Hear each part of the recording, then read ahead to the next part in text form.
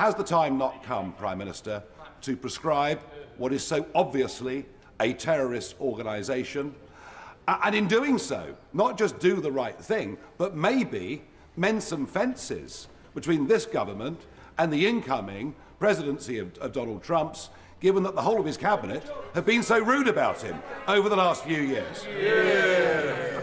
Well, I'm glad to see the honourable member making a rare appearance back here in Britain. He spent so much time in America recently. I was half expecting to see him on the immigration statistics when we see the next batch. But he may have missed. I did congratulate the incoming president last week. With the Republican pioneer Donald Trump steamrolling his way to triumph within the later U.S. presidential races, Starmer's finding himself in a proper pickle and fare, after you thought it couldn't get more awful for the Starmer, Nigel Farage BTS. His back into the highlight dropping a sensation, almost something dim and out dodgy. Well, a Labour government with senior priests that have said exceptionally discourteous things around him. Nigel Farage. Thank you, Mr. Speaker. Mauritius has no legal or historical claim to the sovereignty of a group of islands that are 1,300 miles away from where it is. Nor does, from the International Court, it was purely an advisory opinion. There is no legal reason why we have to do any of this. Now, I warned the Foreign Secretary 6 weeks ago in this chamber that it was an enormous mistake to do this, given that we had a US presidential election coming up on November the 5th. And if you say to me, well, yes, it's okay, the United States are fully in favour, really? I can tell you that the incoming National Security Advisor, Mike Waltz, has form on this, right back to when the Right Honourable Member for Braintree was doing his best to give away the sovereignty of the Chagos Islands. Indeed, he wrote to Secretary of State Blinken at the time. There is, I can assure you, having been in America last week, knowing also the incoming Defence Secretary very well, there is outright hostility to this deal. Whatever is said about a lease agreement, as we saw with Hong Kong, these agreements can very, very easily be broken. Diego Garcia was described to me by a senior Trump advisor as the most important island on the planet as far as America was concerned. So you're going to find outright hostility. And by the way, when it comes to the Chagosian people, yes, of course, what happened to them was truly awful. They do not wish to live. They're unanimous in this. They do not wish to live under Mauritian rule. They want to live under British rule because they actually trust us. There is no basis for this agreement to continue as it is, and if you do, you'll be at conflict with a country without which we would be defenceless.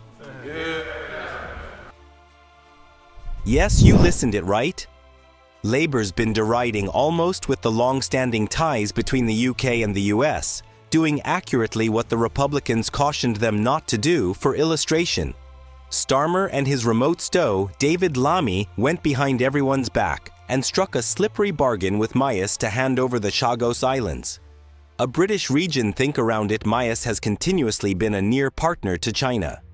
So anything they would get would unavoidably drop into the Chinese Communist Party's lap, an administration clashing with the joined-together states. So we are in a roundabout way supporting China's a range of antagonistic vibe against the US. Truly, it's like Starmer and Lamy are playing worldwide roulette.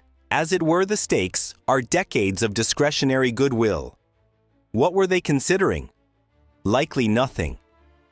Knowing this parcel, over the top, considering from Starmer, he has most moronically fallen into a profound pit of disgrace. With this dangerous bargain with the Chagos Island yield Starmer, and Lamy have built up major dangers to the sway of the UK and the joint Diego Garcia military base here. In case, as it were, Starmer had utilized his brains. Whereas making choices, we wouldn't have been in a pile on his each move. The most exceedingly bad portion is that he didn't indeed let the restriction or the House in on his plans, for which the MPS, counting Nigel Farage, brutally goaded David Lammy amid a session. Let me tell you right. Presently, the Labour government must have shudders beneath their skin after Trump won the presidential races. And there you have got it. Their waste-talking and puffed-up self-importance have well and genuinely sunk their dispatch on the Republican pioneers. Shores require I remind you that it's the same David Lammy who had the daringness to call the Republican pioneer a dictator and a neo-Nazi sociopath. In Jacobs Rees-Mogg, someone who is happy to put onto his web pages the horrible, racist AfD party, a party that's Islamophobic and on the far right of the German system. They're happy to use the phrase grand wizard. KKK is what it evokes to me when I think of that phrase, and the Deep South. I'm sorry, but very, very seriously, of course we should not appease that. Of course we should not appease that. Jacob Rees-Mogg has been absolutely clear that he does not endorse the AfD, and the grand wizard stuff, we don't know where that came from. It's a dangerous thing, surely, to accuse him of being close to Nazi ideology. We do know that Boris Johnson is with Steve Bannon, who is a white supremacist. We do know that there are links between Viktor Orban, Salvini and others. I'm not backing off on this.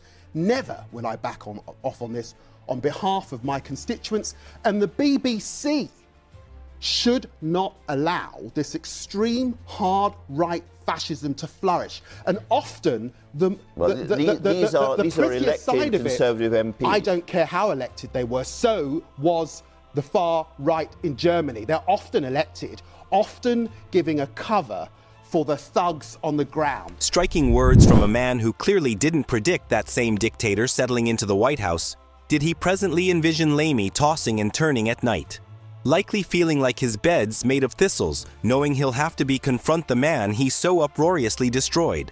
And what's the arranged stoop his way out of it?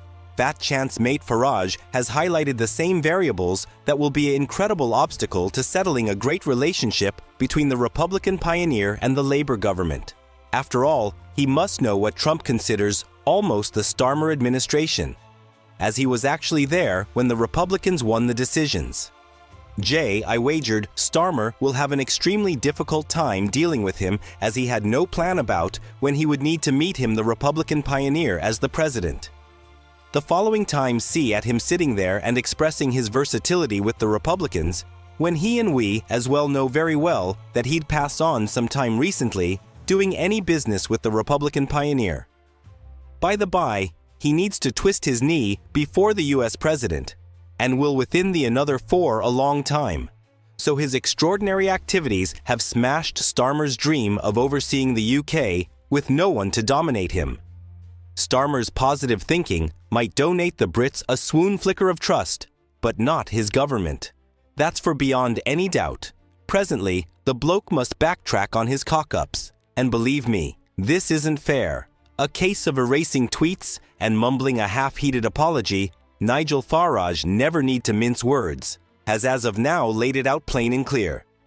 There's a hell of a part on the line, not fair for Starmer, but for the complete ridiculous UK, and let's confront it.